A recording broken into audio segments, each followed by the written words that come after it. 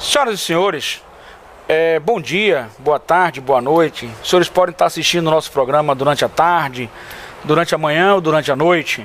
Portal Jorge Guedes, um portal de uma informação qualificada, de uma informação educacional para a nossa sociedade, na esfera nacional e internacional. Então eu tenho o prazer de apresentar o nosso núcleo transdisciplinar de Direito e Psicologia. O nosso núcleo transdisciplinar de Direito e Psicologia estuda assuntos que se relacionam ao direito e à psicologia. E é importante que a gente estude em toda a sua amplitude esses assuntos. Um desses assuntos muito importantes é o assédio moral. Então, dia 18 de abril de 2015, estaremos na Faculdade Cidade, no auditório, com o nosso curso Psicologia Organizacional, com ênfase em assédio moral e sexual. É gratuito, participe. Nosso site está abaixo, logo abaixo. Não deixe de se inscrever pelo site, mandando seu nome, telefone, endereço, celular, WhatsApp e e-mail. Queridos telespectadores, nós estamos agora, os senhores não percam esse programa até o final, porque nós filmamos aqui um caso de Daniela Toledo, que foi uma jovem mãe que foi acusada de matar o seu filho. Ela sofreu diversas torturas. Não vou falar para que os senhores possam assistir. Desde a incomunicabilidade, o que é algo inconstitucional, jamais visto só na ditadura militar, em que um delegado de polícia deixa alguém incomunicável, sem a presença dos seus parentes, do seu advogado, etc. Há torturas dentro da própria prisão e no final, pasmem, o resultado foi outro, foi descoberta a verdade de que ela era inocente, a Daniela Toledo. Então esses casos nós precisamos colocar na mídia, para que os senhores possam ver que a acusação e a prisão tem que ser algo extremamente cauteloso, extremamente com cuidados, com cautelas.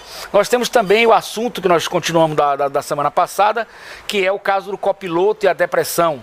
Esses assuntos nós vamos abordar no nosso programa Núcleo Transdisciplinar de Direito e Psicologia, com a pessoa que vos fala, o professor Martinez. Não percam, fiquem no nosso programa para assistir o caso Daniela Toledo. É chocante, é uma presa que foi presa de forma inocente. E quantos presos nós temos na penitenciária, no Brasil e no mundo, que são inocentes? E quantas torturas e assédio moral existe no presídio e nessas formas processuais que nós estamos acostumados a assistir, né? Prisões, por exemplo, para que se faça delações premiadas. Infelizmente, às vezes é o caminho mais rápido, mais prático de se apurar, mas é preciso cautela, porque quando se entra na prisão, se confessa até que matou Jesus. É um absurdo essa posição de tortura psicológica. Vamos agora ao caso do copiloto, que fizemos na semana passada, antes de adentrarmos nesse assunto.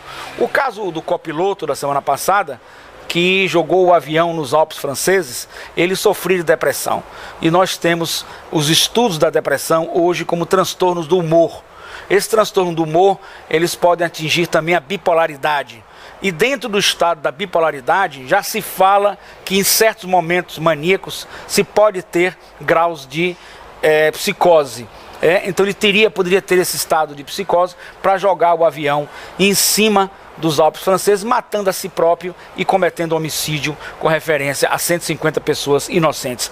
Caso que chocou, e é preciso que as empresas, principalmente as empresas aéreas, façam o trabalho de pesquisa e diagnóstico do clima organizacional, para detectar se as pessoas têm problemas de depressão, têm problemas de transtornos mentais, têm problemas de transtorno de ansiedade generalizada, têm problemas de estresse pós-traumático, transtorno do estresse pós-traumático, enfim, qualquer tipo de problema mental, e possam ser tratadas, possam ser requalificadas via tratamento. Então o que ocorre, nós estamos assistindo aqui agora, é que, segundo o Seligman, nós começamos no programa passado, ele começou a fazer testes com vários animais, cachorros principalmente, e submetidos a choques elétricos, e de forma que nenhuma reação dele modificava aqueles choques elétricos. Então ele se sentiu impotente, a situação ficou incontrolável e a partir daí surge a teoria do desamparo aprendido, que ela está muito ligada à teoria do desamparo aprendido com os episódios depressivos. Então, a partir do momento em que situações nos fazem incontroláveis, não temos controle, se nós nos tornamos impotentes, depressão vem de mais pressão. A partir deste momento, você não tem como controlar. Então você cai o quê? Você perde a luta, perde a esquiva, perde a fuga e você se torna entregue. Esse é o processo depressivo. Do processo depressivo, nós temos o transtorno do humor, que pode gerar uma oscilação do maníaco, né? Antigamente maníaco depressivo, você tem o humor exacerbado, em alta, ou então ele extremamente depressivo. E ele pode gerar, nesse caso bipolar, ele pode gerar um caso de psicoses, né? E que podem gerar situações como a do piloto que realmente matou essas pessoas. Portanto, cabe às empresas aí, nós estamos aqui com um sistema preventivo, que é um sistema de pesquisa e diagnóstico do clima organizacional nas companhias, nas empresas. Façam esse sistema de pesquisa e diagnóstico do clima organizacional. Nossos telefones estão abaixo e nosso e-mail também. Estamos às ordens para atender quem quer que seja. Não deixa de ser uma advocacia também preventiva e uma terapia preventiva. Voltando agora ao caso dos presos inocentes, que também um assédio moral. Eu tenho aqui em Salvador, eu sou advogado, e tem um constituinte que foi pronunciado para o júri. Evidentemente, para explicar ao nosso telespectador, o tribunal do júri, ele é bifásico. Ele tem a primeira fase e a segunda fase. O tribunal do júri, ele é propício para crimes dolosos contra a vida. E nos crimes dolosos contra a vida, se vai para o júri popular, 7 jurados leigos que vão julgar as pessoas. No caso nosso, o Brasil adotou o sistema bifásico. A primeira fase, ela é feita pelo Poder Judiciário. São juízes togados, juízes que têm a formação jurídica, que eles vão filtrar. E se houver materialidade e indícios suficientes de autoria, ele é pronunciado para o júri. Caso contrário, ele não é pronunciado para o júri, ele é impronunciado, certo? Ou até mesmo crime desclassificado. Neste caso, o caso do meu constituinte, foi um bar, aqui na orla de Salvador, Bahia, em que ele entra, as câmeras mostram que ele está normal lá, mas ele lá aí encontra a ex-noiva, a ex-namorada, que estava com um grupinho de amigos. E a partir daí, na saída, ele sai tranquilamente e ouve os disparos. A partir daí, se diz na viatura que o ex-namorado da moça estava lá. Pronto. A partir daí nós temos uma lacuna e nós vamos ter a ilação por preenchimento de lacuna. Em psicologia chamamos ilação por preenchimento de lacuna. Então preenche-se a lacuna de que é ele o culpado, certo? Sem nenhuma prova de balística, sem nenhuma prova de pólvora incombusta nas mãos, sem nada, nenhuma prova que possa criar o liame entre o crime e ele. Apenas uma pessoa que é uma das vítimas sobreviventes. Nós temos muito respeito pelas vítimas e seus familiares. Foi um crime triste, mas apelamos que existe um inocente na cadeia. É como o caso que os senhores vão assistir, da Daniela Toledo. Então, é preciso cautela ao encarcerar uma pessoa. O Estado tem um poder muito grande, que ele pode encarcerar uma pessoa e a pessoa não pode lutar contra isso, porque não temos arma, não temos nada. Vivemos num Estado democrático de direito, então obedecemos ao Estado. O Estado encarcera a pessoa e depois de anos diz que você é inocente. Quem paga isso não tem dinheiro que pague. Então muita cautela no processo da prisão propriamente dita, do encarceramento do preso, só quando houver realmente os motivos autorizadores do Código de Processo Penal e da própria Constituição Federal. Então nesse caso, voltando aqui a esse caso, não existe prova nenhuma. Notem que o próprio legislador, ele fala no Código de Processo Penal que da passagem da primeira fase para a segunda fase se faz necessário indícios suficientes de autoria. Quando ele coloca no plural indícios suficientes de autoria, significa vários indícios que sejam consubstanciados e que tenham suficiente força probatória, ou pelo menos indiciária. Nesse caso não existe. Nesse caso não existe, porque um declarante que é vítima. Primeiro, não é testemunha compromissada. Notem a diferença. A testemunha compromissada é uma pessoa isenta, que está fora da cena do crime e que a partir daí, estando fora da cena do crime, essa pessoa presencia o crime, ela é isenta, ela é imparcial, ela é neutra, ela não tem condições nenhuma de mentir, não pode mentir sob pena de responder por falso testemunho. Então ela vai descrever o crime. No caso da vítima, ela tem interesse. Então ela não é testemunha compromissada, isenta, imparcial, não responde por falsidade ideológica. E a partir do momento que ela não responde por falsidade ideológica, ela se torna uma pessoa declarante. Se do depoimento dela, de ter visto o acusado, surgissem outras provas que ligassem ao acusado, nós teríamos aí o lastro probatório suficiente, chamado indício suficiente de autoria. Como não existe nesse caso concreto, nós estamos diante de uma pronúncia que está, no meu modo de ver, data máxima vênia, com todo respeito, equivocada e que merece ser reparada. Nós estamos agora com recurso para o Superior Tribunal de Justiça em Brasília e para o Supremo Tribunal Federal também em Brasília, para que possa ser reformada essa decisão, posto que, para o júri popular, se faz necessários indícios suficientes de autoria. E mais, o exame de corpo de delito da segunda vítima não chegou ao processo. A partir do momento que não chegou ao processo, não existe. O que não está nos autos, não está no mundo. Então, não existindo o exame de corpo de delito, como no caso, inclusive, de Daniela Toledo. E não existia algum exame aí no final que ele foi refazer e nós vimos o falso positivo, ou seja, estava errado, não estava correto. E uma pessoa foi presa, torturada psicologicamente, torturada fisicamente, e a prisão é uma espécie de constrangimento, é uma espécie de tortura psicológica, é uma espécie de tortura física, é um cerceamento da sua liberdade de ir e vir, um dos direitos mais sagrados do ser humano. Posso até dizer que o mais importante que a vida e que a saúde, porque quem não pode ir e vir, está preso, perde tudo na vida, não é verdade? Então é preciso que a gente tenha muita cautela. Neste caso, deste rapaz, eu estou convicto da inocência dele, estou convicto que estamos diante de equívocos e que vão gerar futuramente erros judiciários e que nós precisamos resgatar isso, e vamos fazê-lo através dos recursos cabíveis para as instâncias superiores do nosso honrado Poder Judiciário. É necessário que se compreenda que o indúbio pro societatis, na primeira fase para a segunda fase, quando se manda o réu da primeira fase para a segunda fase, fala-se indúbio pro societatis, ou seja, na dúvida em favor da sociedade, porque o verdadeiro julgador é o tribunal do júri, 7 jurados leigos, certo? Então, na dúvida para a sociedade. Mas, observem bem um ponto importante, que nesse caso não há dúvida.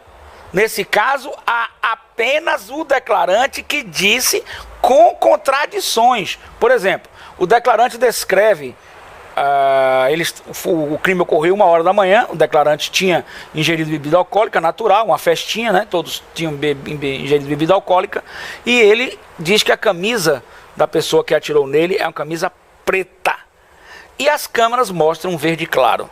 Lógico que é uma contradição, e isso significa contra-indícios ou indícios negativos. Então, se há indício negativo, se há contra-indício, e só existe esse indício frágil, nós estamos diante de uma mera suspeita. E uma mera suspeita não autoriza a ida do réu ao tribunal do júri. Por quê? Porque nós precisamos filtrar o processo no processo bifásico do júri popular, que a primeira fase tem que ser filtrada. E a partir do momento que se filtra essa primeira fase, para que se leve ao juiz leigo, que são os jurados, alguma coisa consubstanciada. Nesse caso, para justamente evitar erros judiciários, já que os jurados leigos não têm capacidade técnica de entender juridicamente os fatos. Então precisamos destrinchá-los para entregar direitinho para os jurados. Existe autoria, materialidade, existe indício suficiente de autoria. Se não existe materialidade, porque não existiu o exame de corpo de delito, a pronúncia não poderia ter saído. O exame veio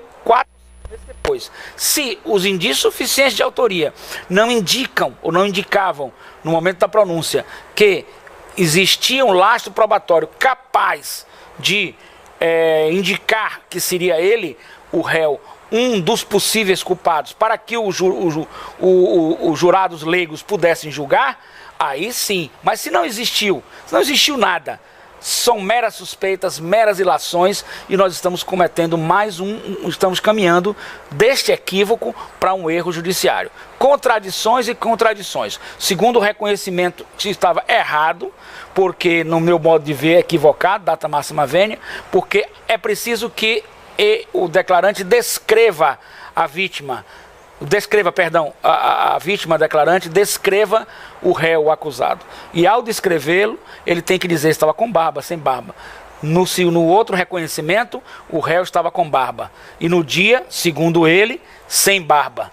Então fica meio difícil você reconhecer com barba, sem barba, camisa preta, a contradição, camisa verde clara, e aí começam diversas contradições. O biotipo, como se fosse um homem magro e alto, na realidade o réu é baixo, ou médio e gordo, ou gordinho, então até o próprio biotipo, ele está totalmente desintonizado da realidade dos autos. Então nós estamos com certeza absoluta diante de um erro, de um equívoco data máxima vênia, com todo respeito, de um equívoco judicial que pode se transformar amanhã ou depois num grande erro judicial. E já prejudica o réu, porque o réu já está preso há mais de um ano e o que nós estamos buscando é a sua soltura para que ele possa responder o processo em liberdade.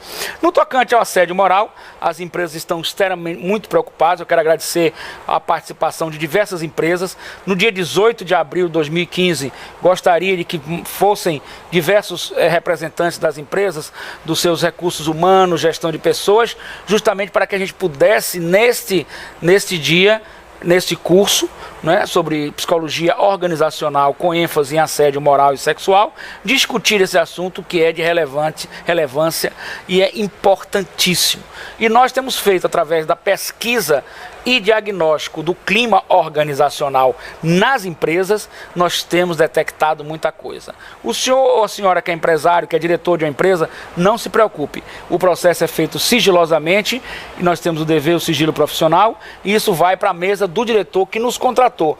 Este diretor que nos contratou é que irá receber todo o relatório sigiloso, que ele também tem a obrigação profissional de não revelar, e nós vamos procurar então ajustar esse meio, essas relações interpessoais, para que o ambiente fique mais sadio e para que não gere para o senhor e para a senhora, empresário, diretor de empresas multinacionais, grandes empresas, prejuízos, como por exemplo, que pode ser um assédio moral, só de assédio moral, R$50 mil. Um assédio moral coletivo, em São Paulo, uma empresa, R$2 milhões. Então fica muito caro para a empresa pagar esse assédio. Seria muito interessante se pudéssemos evitar. Esse trabalho preventivo é muito interessante. Nós temos feito, eu fiz uma pesquisa e um diagnóstico sobre clima organizacional, e vou aqui dizer porque com certeza essa pessoa me ouve, inclusive me assiste. Eu fiz sigilosamente e eu tenho certeza de que esse coordenador, esse chefe intermediário, ele é um psicopata, eu não tenho dúvida nisso. Você precisa de tratamento. E vou novamente, todo o programa eu falo para você, eu sei que você está me ouvindo, saia daí logo, não demora não, você está demorando, não demore, saia daí logo, saia rápido, saia rápido, não demora, porque você vai fazer uma empresa, uma instituição séria, você vai prejudicá-la, vai colocá-la no banco dos réus. E eu não gostaria que ela fosse para o banco dos réus. Então sai daí rápido, não demora não. E vai procurar tratamento, porque você é um psicopata, achacador e assediador moral. E você prejudica os funcionários, você causa estresse pós-traumático nos funcionários, depressão, ansiedade, e prejudica a empresa, a companhia séria, que eu tive a honra de estar nessa companhia e de fazer a pesquisa e o diagnóstico do clima organizacional. E o clima é bom, Fora você, que precisa sair daí rápido, sai rápido, para não colocar essa instituição, que eu tive a honra e tenho a honra de estar, que é uma instituição séria, no banco dos réus. Não deixe não, sai logo, sai rápido. Voltando então aqui, o nosso assédio moral, ele é muito importante, porque o assediador, ele é um achacador, ele é uma pessoa que tem poder, e o poder, ele faz com que o funcionário, certo, ele trate de forma desigual. Então um grande ponto nas relações interpessoais para os chefes que querem ser líderes mesmo, que querem ser chefes e não ter que sair correndo, como este rapaz vai ter que sair correndo do cargo, o senhor e a senhora que quer ser um líder de verdade, o primeiro ponto de partida é obedecer a um tratamento interpessoal igualitário. As normas foram feitas para todos e todos têm que cumprir as normas. Lógico que a própria lei fala, trata-se igualmente os iguais, desigualmente os desiguais, justamente para igualá-los. Um servidor que tem um problema de locomoção, ele não vai poder ter a mesma locomoção, né, de outro que não tem uma deficiência física. Então o tratamento dele é diferenciado.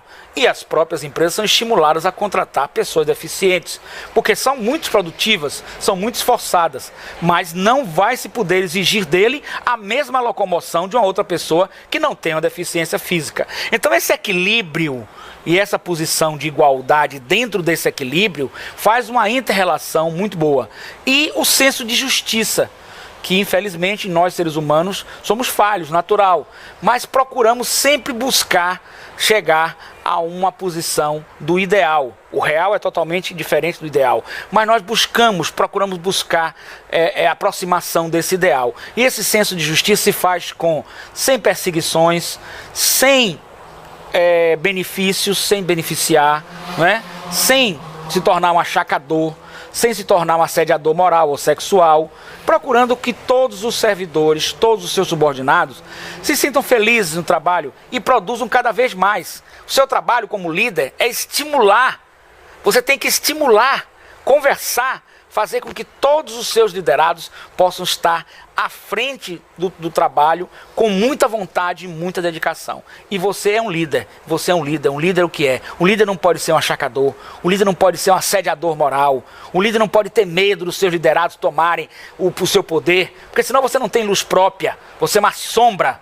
Não esqueça nunca, eu gostaria de encerrar esse programa, a luz nunca perde contra os esforços da sombra, pelo contrário, brilha ainda mais. Eu gostaria muito de agradecer a Jorge Guedes, a produção do programa, na pessoa de Jorge Guedes, na pessoa da senhora Anita Guedes, e dizer que nós estamos cada vez mais avançando no nosso núcleo transdisciplinar de Direito e Psicologia. E não percam, se matriculem. Psicologia organizacional, com ênfase em assédio moral e sexual, é um curso que os senhores poderão participar no dia 18 de abril de 2015, nosso e-mail embaixo, envie o e-mail, se cadastre com seus dados pessoais e, evidentemente, participe desse curso que vai ser muito interessante. Nós temos um livro de 2015, que no próximo programa nós vamos apresentar, que fala do assédio moral de um autor nacional conceituado, e nós vamos apresentar no próximo programa da editora Atlas. Nós vamos apresentar esse livro para que possamos tê-lo como livro-texto dos nossos trabalhos na questão do assédio moral.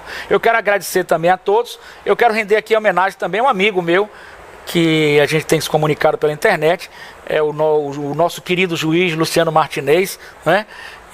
Juiz do trabalho, mando aqui um abraço, tenho acompanhado seus livros, comprado seus livros, é o mestre do nosso direito. Grande um abraço para outros magistrados, outros queridos amigos, né?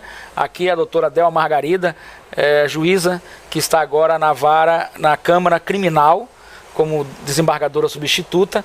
Meu grande abraço, minha colega no curso de pós-graduação de Ciências Criminais, doutor Moacir Pita Lima, meu colega também no curso de pós-graduação de Ciências Criminais, eu mando aqui um abraço. São pessoas honradas e dignas e que fazem com que o nosso judiciário seja cada vez melhor. Aqui um grande abraço também ao nosso Tribunal de Justiça do Estado da Bahia, na pessoa da sua presidência, e a todos os magistrados, promotores, delegados e queridos colegas advogados. Nós estamos aqui para esclarecer, para debater de forma científica, de forma cultural e de forma acadêmica. Essa é a beleza do programa e a grande participação de Jorge Guedes nessa linha que ele mantém com muita legitimidade. Ele é fidedigno nessa linha de uma informação qualificada e justa. E não percam, logo depois da minha fala, esse caso Daniela Toledo. Assistam por completo. Meus alunos, vamos pedir. A gente nunca exige, um líder não exige, o líder pede. Vamos pedir para que vocês façam um artigo científico sobre o caso Daniela Toledo. Para isso vocês vão ter que assistir assistir o programa Jorge Guedes e vão ver o caso da Daniela Toledo. Uma mãe acusada de matar uma filha que foi inocente, foi torturada. Não vou falar mais para que vocês possam assistir e no próximo programa teremos o nosso debate. Mais uma vez, muito feliz e muito honrado de estar aqui. Com certeza absoluta, esse nosso projeto que já está ganhando corpo da pesquisa e diagnóstico do clima organizacional nas empresas e organizações particulares, privadas e públicas, está tendo um resultado excelente e nós conseguimos detectar muita coisa, inclusive os psicopatas, que são de extrema periculosidade para o meio social, porque eles não têm empatia com ninguém, não têm sentimentos e o seu sistema límbico emocional está inteiramente paralisado. Não tem amigos, não tem ética e não tem respeito a ninguém. Só querem satisfazer seus próprios interesses e subir. E pasmem, uma observação. Pesquisa realizada, os psicopatas estão assumindo cargos, tanto no setor público como no setor privado, cada vez mais cargos de grande importância. É preciso cuidado, e é preciso tratar, e é preciso observar. Nós estamos aqui para isso. Mais uma vez, nosso abraço fraternal a todos. Que o grande arquiteto do universo ilumine a todos. Muito obrigado a todos.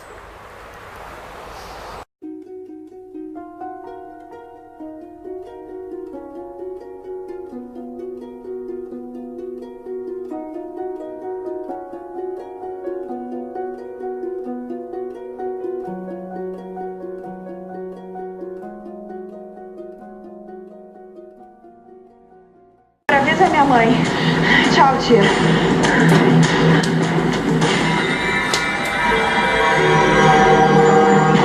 É ela. Bom dia. Oi, bom dia. Você é a mãe da Vitória? Sim, eu posso entrar? Eu preciso ver minha filha. Sou do Conselho Tutelar. Ela tá mal, ela teve uma parada respiratória. Tava ali, assim, desesperada, porque eu não sabia. Eu nunca tinha visto ela daquele jeito. Logo em seguida, ela teve a segunda parada cardiorrespiratória. E daí, eu ficava ouvindo aquela máquina tocando, assim, dava uma aflição tão grande, assim, em mim. E daí, a hora que eu vi, tinha uma conselheira tutelar atrás de mim e um policial. Qual o seu nome completo? Daniela Toledo. A sua idade? 21. Posso ver seus documentos? Sim, tá no quarto. Vamos então.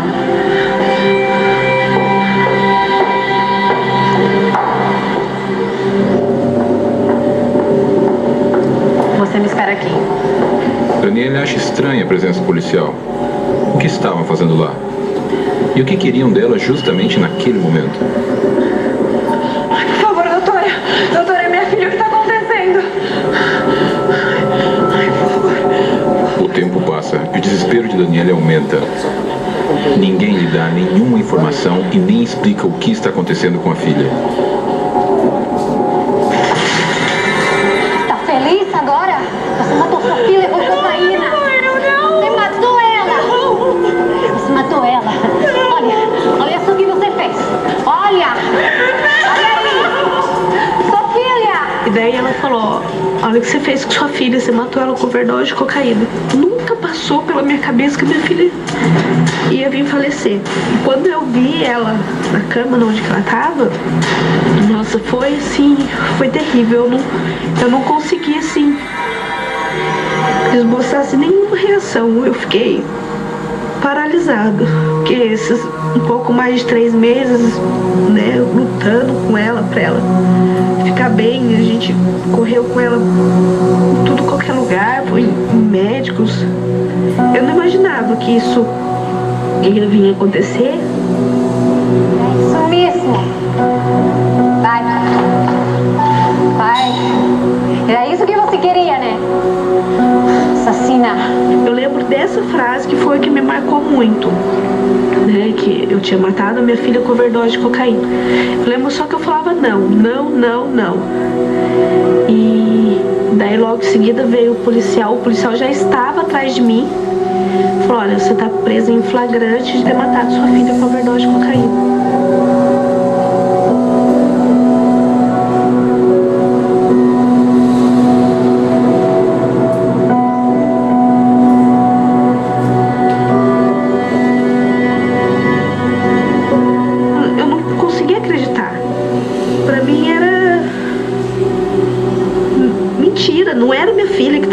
sabe? Enquanto isso, começa a investigação policial do caso. Já vou! Quem é? Polícia! A polícia investiga a casa de Daniele e confisca a mamadeira de Vitória. Sua mãe dela, sim, porque aconteceu alguma coisa? Nós temos um mandado de busca.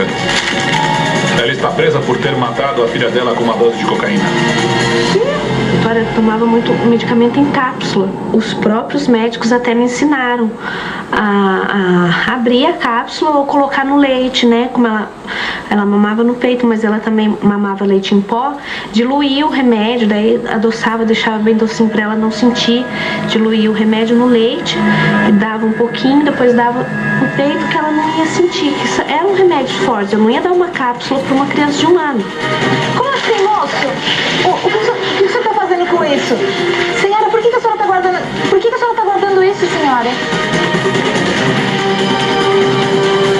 O delegado dizia para todo mundo, e ele com muita euforia mesmo, ele dizia que ele tinha as provas, que o teste tinha dado positivo e que ele já tinha conseguido encontrar um pozinho branco no quarto da Daniele, dentro de uma mochila. E era o mesmo pozinho que tinha na boca da criança. E, ou seja, para ele aquilo era cocaína. Eu fiquei revoltada com isso. Eu falei, como que pode uma pessoa fazer isso com uma criança e ainda mais a mãe?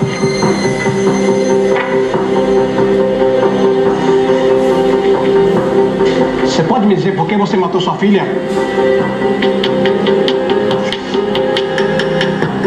Por que você matou sua filha? Delegado, policiais, investigadores me xingavam assim, de tudo. Chamaram de monstro, assassina, como você tem coragem de fazer isso com sua filha, palavrões. Quem te deu a droga?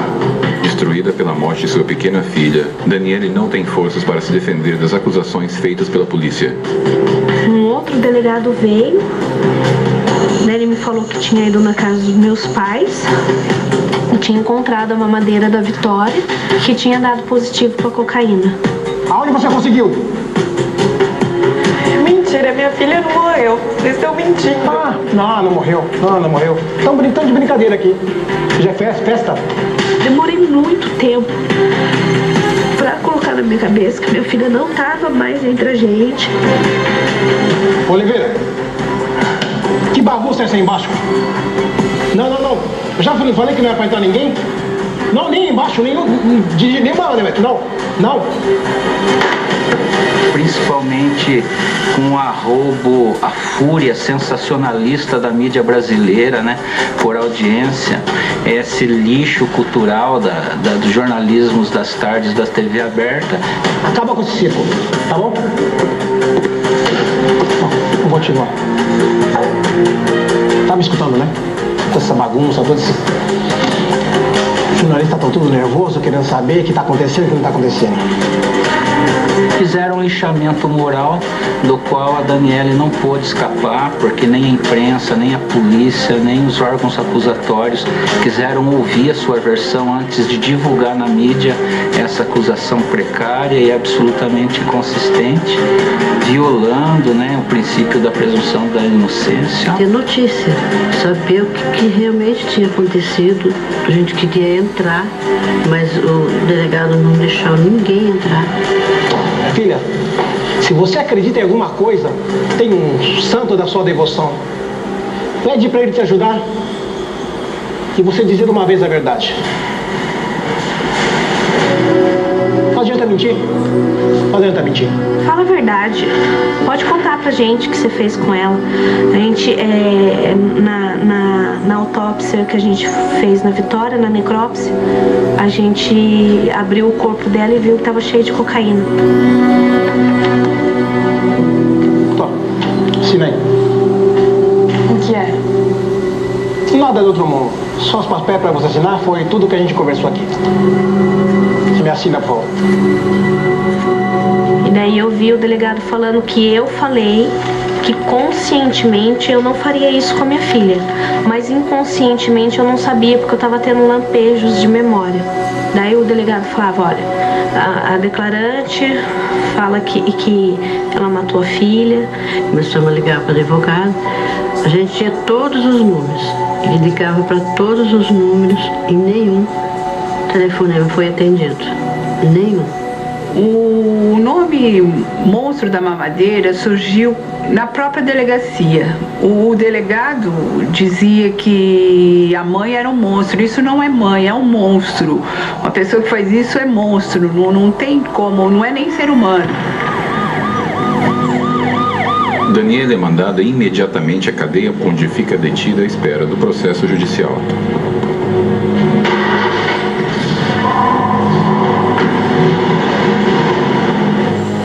A carcereira falou assim pra mim, não fala do que você, o porquê você tá aqui. Fala que é qualquer coisa, fala que é tráfico, fala que pegaram você roubando, mas não fala que você tá aqui por causa de ter matado sua filha. Eu falei, mas eu não matei minha filha. Tudo bem. E ainda ela falou assim pra mim, eu vou colocar você numa cela mais tranquila, com menos meninas, e elas são sossegadas, pode ficar despreocupada. Lançaram os leões, né? Numa cela repleta de outras condenadas ou das mães, aconteceu a tragédia anunciada. Era um lugar escuro, feio, fedido. E ele falou assim pra mim, boa noite, boa sorte. Quando ele me falou isso, na hora veio na minha cabeça, eu falei assim, agora eu vou morrer.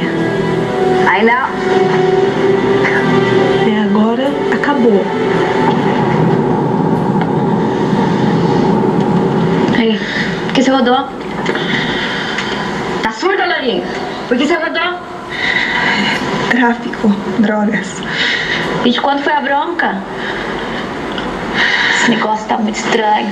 De quando foi a bronca? É que eu tenho uma filha. E ela vai ficar sozinha se eu não tiver. Que não é lugar pra ficar com essa choradeira não, hein? Eu.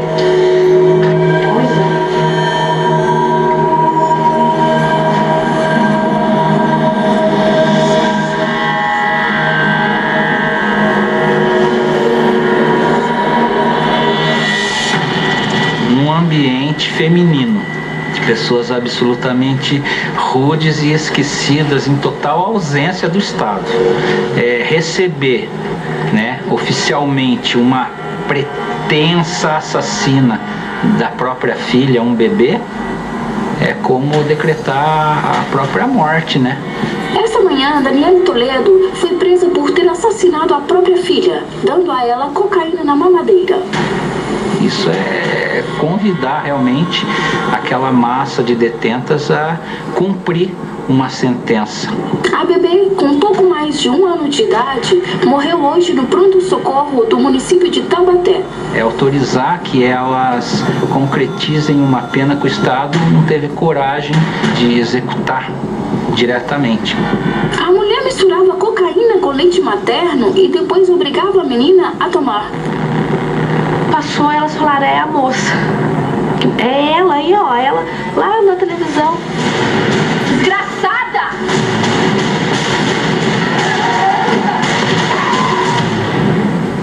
Teria sido Daniela capaz de matar a filha com cocaína? E se não tiver sido ela, como a substância chegou ao corpo da criança? Poderá esta mãe resistir à dor de ter perdido a filha e ao mesmo tempo ter força para provar a sua inocência? Filha da...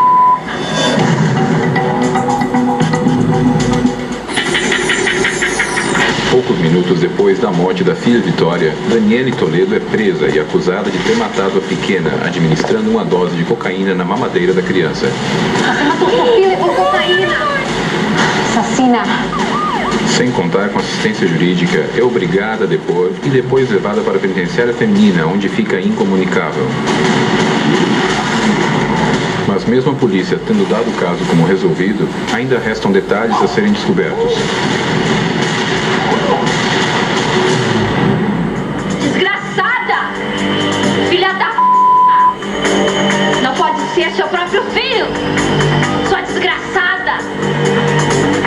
Comecei comecei a escutar as outras celas gritarem, gritar, pega ela, arrebenta. Seu próprio filho, sua desgraçada! Desgraçada! Me puxaram, já começou a me bater, sabe? Por que você fez isso? E me batia. Sim, para. Depois eu lembro assim, eu lembro de flashes. Ai, desgraçada! Ai, eu lembro assim que eu sentia assim, uma coisa escorrendo, não sei dizer o que era. Uma das moças pegou uma caneta, enfiou no meu ouvido e ia bater com o chinelo. Quebrou a caneta no meu ouvido.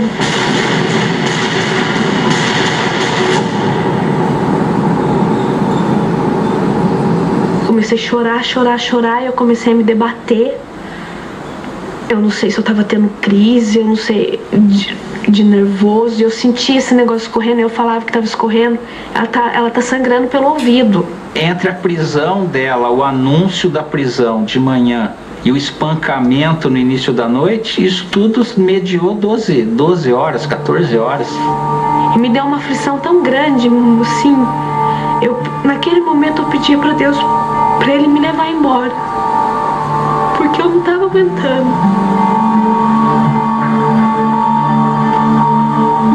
Aí tivemos a notícia pela televisão que ela estava toda machucada, que ela foi transferida para Santa Casa de Pinda, e lá também ninguém podia entrar, eles não davam notícia, os médicos tratavam assim como nada. E até então deixaram ela incomunicável. A polícia não deixou não garantiu nem o direito constitucional dela, logo depois do anúncio da prisão em flagrante, em se comunicar com um parente, com um advogado, com quem quer que seja. Eu não conseguia, o braço que não estava algemado, eu sentia muita dor, parecia que estava tudo esmagado.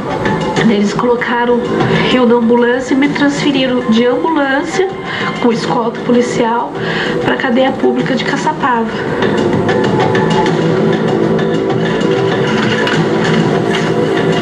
Você, sai daí e deixa lugar para outra. Ferida e sem receber atendimento médico adequado, é transferida para uma nova prisão. Ei, vou deixar ela aqui assim, toda arrebentada? E se ela morrer? Depois a culpa vai ser da gente? Chega, acabou, hein? E daí ela veio, perguntou pra mim qual que era o meu nome. E ela falou, eu já sei porque você tá aqui, mas não precisa se preocupar que a gente não vai fazer nada.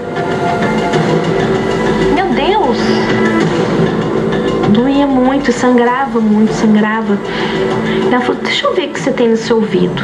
Daí que ela olhou, ela pegou uma pinça e ela tirou. Ela tirou as coisas da caneta que tava no meu ouvido.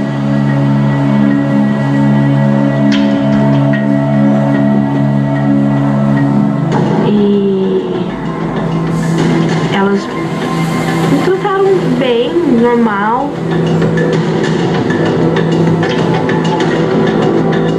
Eu não pensei em fugir. Pensei em quebrar o vidro, pegar, me cortar, me matar mesmo. Porque eu não via mais saída. Falei, pronto, agora eu caí numa penitenciária mesmo, né? Então não tem mais jeito.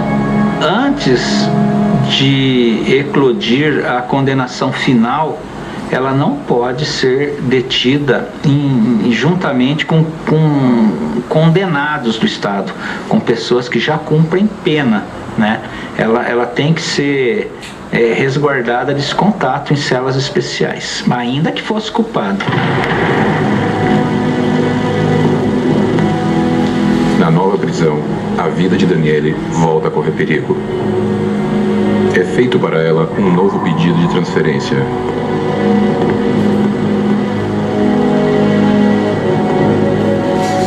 Eu falei, mas eu não posso ficar aqui. Daí um dos carcereiros falou, não, você não pode, porque as meninas do convívio estão querendo virar a cadeia pra te pegar e te matar.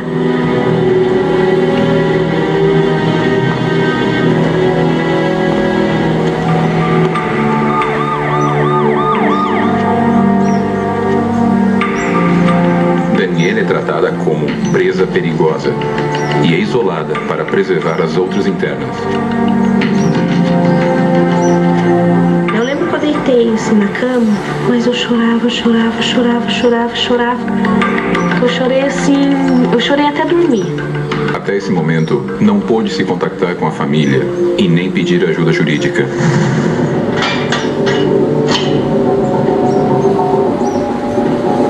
Toledo, remédio, café da manhã.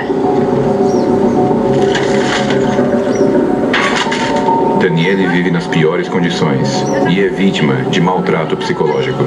Sua situação fica pior a cada dia. E quando eu voltar, eu quero ver esse chão limpinho. Você tá me ouvindo, Toledo? Então fica de pé. Quando eu falo com você, você fica de pé. Sim, exatamente. Ao mesmo tempo que eu queria morrer, eu não queria morrer sendo envenenada. Eu queria fazer. Só eu tinha o direito de me matar, ninguém mais. Era na minha cabeça. Então estava todo mundo achando que ela estava numa cela sozinha e numa cela segura, né? E ela já tinha apanhado e nem os advogados, nem a família sabiam onde ela estava.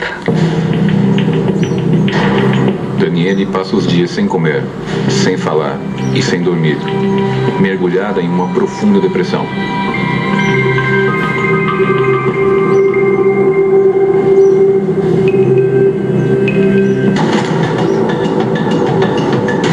E daí eu comecei a ter crise convulsiva. E dentro da cela, sozinha, eu tive que aprender a me virar. Eu lembro que eu tinha muita tontura, não sei se era por fome, lógico, ou se era, tinha muita dor de cabeça, eu sentia ainda meu ouvido sangrando.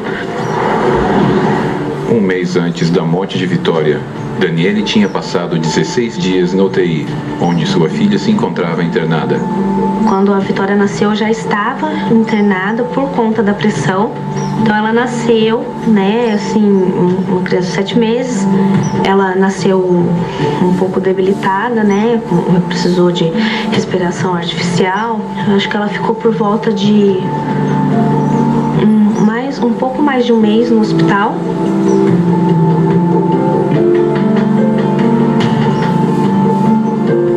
E quando foi mais ou menos com 2 meses, ela começou a apresentar crise convulsiva. Daí eu comecei a levar ela num pronto atendimento aqui em Taubaté e na onde encontrei uma médica que começou a fazer acompanhamento com ela. A vez mais longa que ela ficou na UTI foram 16 dias, né, que ela ficou entubada e nada fazia ela voltar. Ela ficava 24 horas no hospital. Sempre admirei a Daniele como mãe, porque era muito dedicada. Em uma das noites que cuidou da sua filha no hospital, um fato mudaria sua vida para sempre. A Vitória, ela estava no isolamento, porque ela não podia estar em contato com outras crianças. Daí o bebedouro que tinha perto do isolamento, ele estava desligado e estava quente. Fui até a recepção, lá na frente, que tinha água que estava ligada.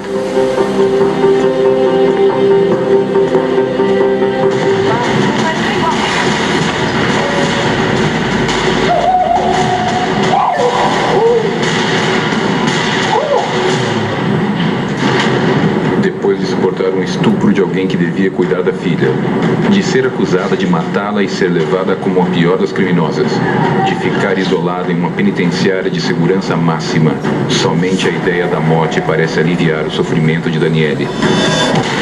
A polícia não garantiu nem o direito constitucional dela. E mesmo que a polícia e a opinião pública deem o caso como encerrado, ainda restam alguns detalhes da causa que precisam ser descobertos.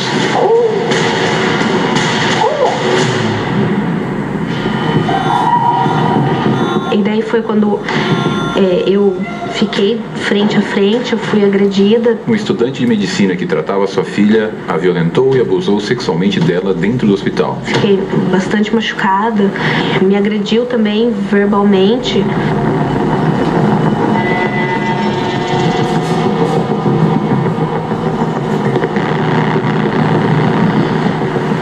atendida aqui de graça. Sua filha precisa continuar vindo, porque senão vai morrer. Assim que cuidado com o que você fala. Aqui não aconteceu nada. Você entendeu? Aqui não aconteceu nada. Você calada. O que eu faço agora, né? Eu denuncio, não denuncio, a vida da minha filha pode estar em jogo. Ela fez tudo que uma vítima honesta poderia fazer, uma mulher de honra poderia ter feito, para levar adiante o processo penal contra o causador do estupro. Recebi ameaças, eles ofereceram quarto particular para minha filha, outros tratamentos, tentaram me induzir, né? Quando o hospital me chamou para conversar, a parte da administração, eu sabia que não era ninguém da parte da limpeza, ninguém da parte de enfermagem, como eles tentaram me induzir a falar. Logo depois que eu resolvi fazer a denúncia, que eles levaram a Vitória para o quarto particular, que eles viram que eu não estava cedendo, eles começaram a não passar visita de médicos, atrasava a mamadeira, atrasava o lanche da Vitória. O hospital tenta esconder o fato, oferecendo dinheiro e sujando a imagem de Daniele. Para dar alta, eles chamaram a avó paterna dela, chamaram o médico geral da pediatria, chamaram o médico da parte administrativa, todos para dar alta para Vitória, para assim, tipo assim, jogar na minha cara, falando, ó, tá tudo bem, pode levar sua filha, que a gente não tem mais nada a ver com isso, já que você não quis seguir as nossas regras. Alguns dias depois, quando Vitória precisa de atendimento médico de urgência, eles se negam a atendê-la. Eu fui com ela lá, eles simplesmente, o segurança virou para mim e falou que, por ordem administrativa, a Vitória não podia mais entrar dentro do hospital. Vitória é transferida, onde finalmente morre. O delegado que fez a ocorrência era o mesmo que estava cuidando do caso da Vitória, só que ele em nenhum momento mencionou esse detalhe pra gente. Foram 11 dias, né, no fato da violência ao fato da minha filha falecer. 16 dias depois de ser presa, Daniele é autorizada a receber uma visita na prisão.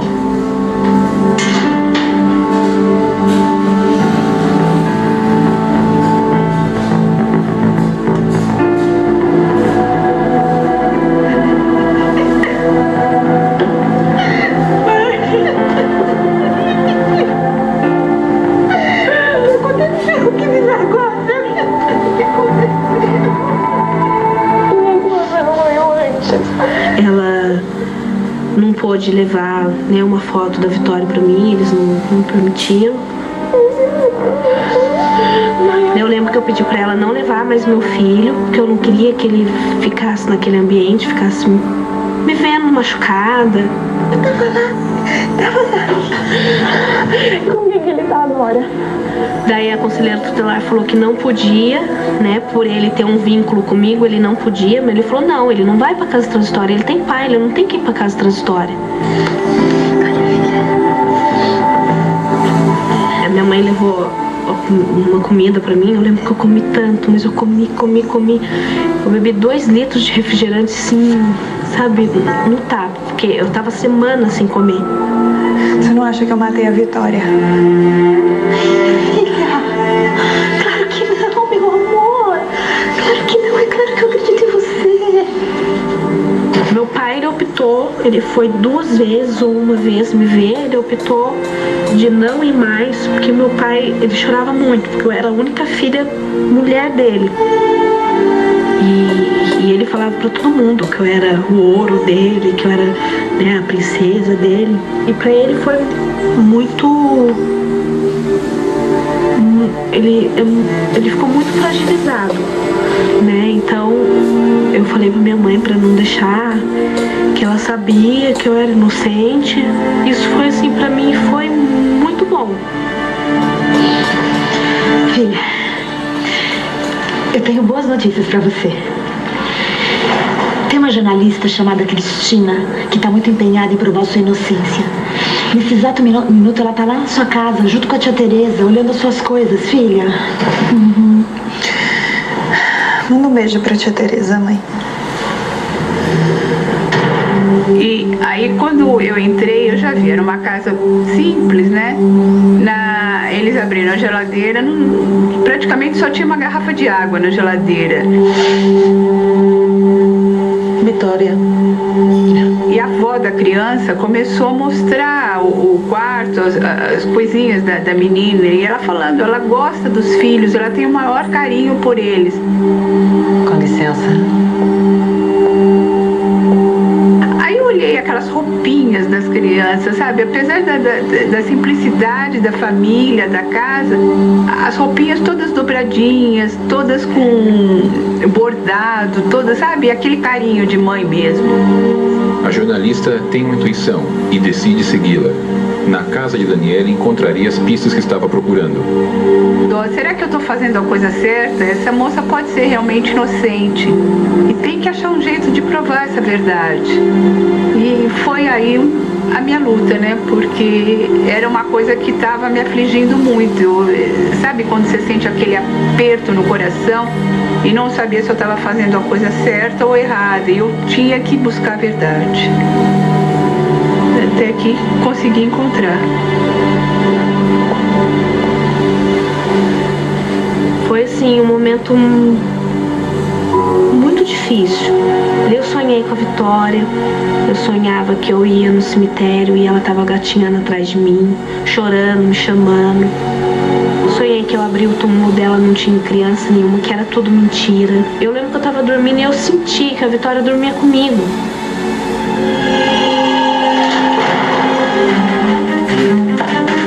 Toledo, remédio e o jantar. Você não comeu nada na hora do almoço, mas o jantar você vai comer. E é melhor você começar a comer e comer tudo, Toledo. Ficou claro? E toma todo o remédio também, hein? Toledo, ficou claro? Sim. Ficou mesmo? Ficou. Melhor assim.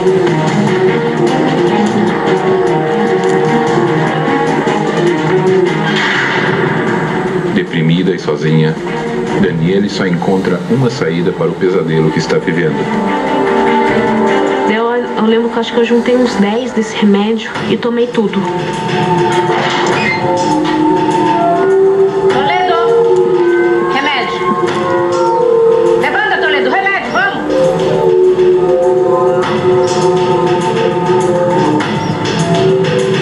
Ei, Toledo.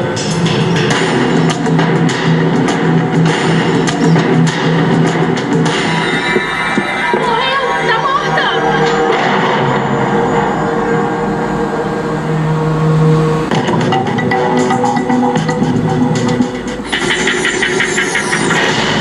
Em 2006, Daniela é estuprada por um estudante onde sua filha estava internada.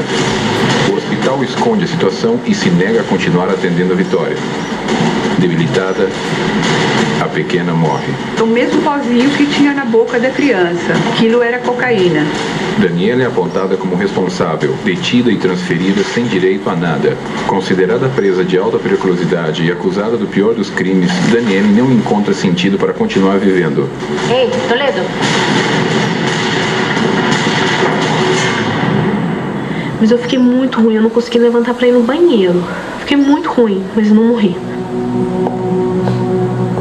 Essa é a prova da mamadeira. Aham. E a autópsia da criança? Não tem nada. A jornalista, ela tinha muitos conhecimentos devido à profissão dela, né? Conhecia também o pessoal no Instituto de Criminalista e ela conseguiu agilizar para que, né, o resultado do exame saísse logo para que a Dani pudesse o quanto antes sair lá da prisão. Mas essa mulher tá presa. Ela tem que sair. A jornalista foi jornalista, ela foi mãe, ela foi advogada, ela foi protetora, ela foi tudo para Daniele. Vou ver se consigo. E foi aqui que deu o presente maior para ela, que foi a liberdade, na época, que trouxe a notícia do teste, né, do resultado, avisou a advogada.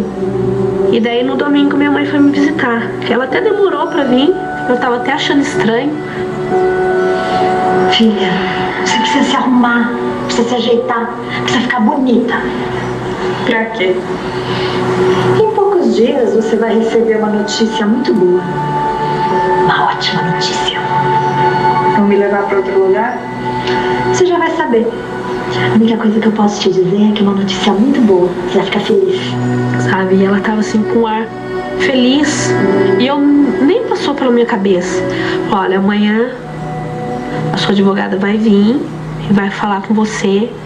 E até quarta-feira você vai ter uma ótima notícia. Desde o começo, pelos informes da mídia, a gente pôde perceber a fragilidade das acusações, né? Aí eu liguei para o médico de Taubaté, o médico que atendeu, eu pedi para que ele confirmasse todos os sintomas da criança. Acusavam uma mulher pobre, jovem, de ter matado a Vitória com cocaína na mamadeira. Então ele falou, ela estava sem batimentos, ela estava com a pulsação fraquíssima, ela não tinha temperatura quando ela chegou no hospital. Coisa que se alguém quisesse matar uma criança tão vulnerável, ainda mais sendo pobre, que não teria condições de ter acesso a uma droga tão cara, iria usar meios até mais fáceis para atingir o resultado desse pressuposto crime absurdo, né? Isso é sintoma de quem toma antidepressivo, que a pessoa fica caída.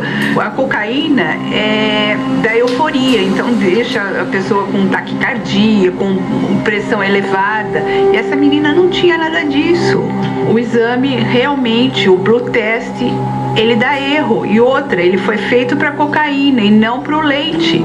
Então dá um falso positivo.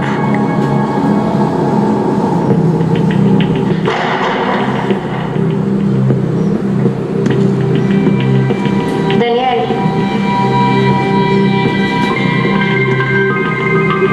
Seu remédio. Uma carcereira que vinha me dar remédio, que ela falava, Toledo, remédio. Ela veio e falou assim pra mim, Dani, vem tomar seu remédio, querida. Eu olhei assim, estranhei, sabe, a reação. Eu falei, nossa, o que aconteceu, né? Tudo bem? Eu vi na TV. Meu Deus, você é inocente, né? Em 5 de dezembro de 2006, os resultados negativos dos novos exames realizados, tanto no corpo de Vitória como no sangue de Daniele, vêm à tona. Viu só? Eu disse pra você não perder a fé. E ela falou assim, nossa menina, eu vi na televisão, você é inocente mesmo, né? Bem que você falava.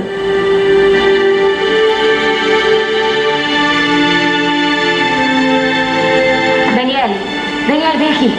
E daí eu lembro que eu escutei a porta lá na frente abrindo.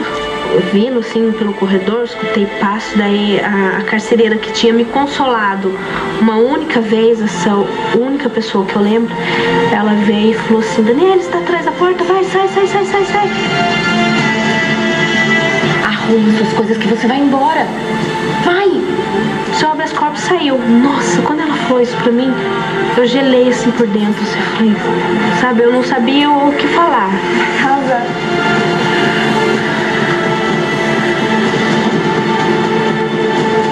E daí eu fui me trocar, porque eu tava com roupa de presídio, né? Camiseta branca, calça caque, né? Com o número 141, que era o meu número lá. Lá a gente não é, ou é sobrenome ou é número, né? A gente perde a identidade.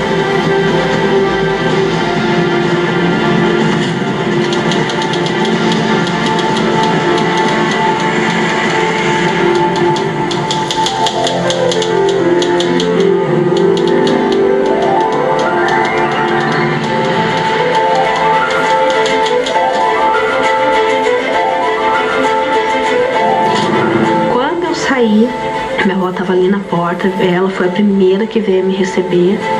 Daí logo em seguida veio meu pai, daí eu vi minhas primas e aquela multidão de gente.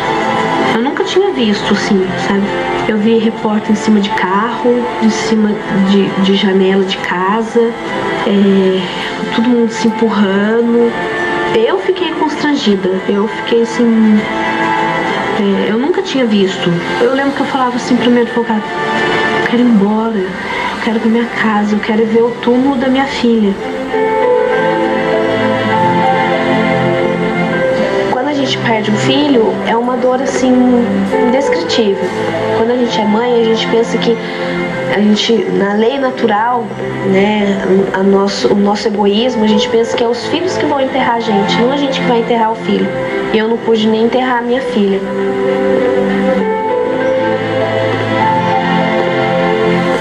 Eu acho que assim, aos poucos eu acabei me tornando hoje uma pessoa melhor, um ser humano mais humano, sabe? Dizer que julgar as pessoas faz muito mal. O julgamento popular acaba destruindo uma vida, né? E eu senti isso na pele. Eu me sinto uma guerreira que está em constante batalha. Por tudo que eu passei, eu pensei em desistir várias vezes.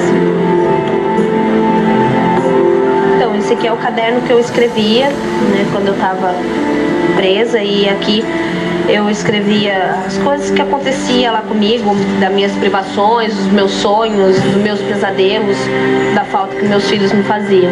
Hoje eu continuo escrevendo e agora eu escrevo, pretendo escrever coisas boas daqui pra frente e também pretendo, né, montar uma ONG, né, com meus recursos para poder estar ajudando várias crianças que têm o mesmo problema ou parecido com o que a minha filha tinha. Eu espero que seja muito bom para essas famílias, para essas crianças e, em primeiro lugar, para mim mesmo.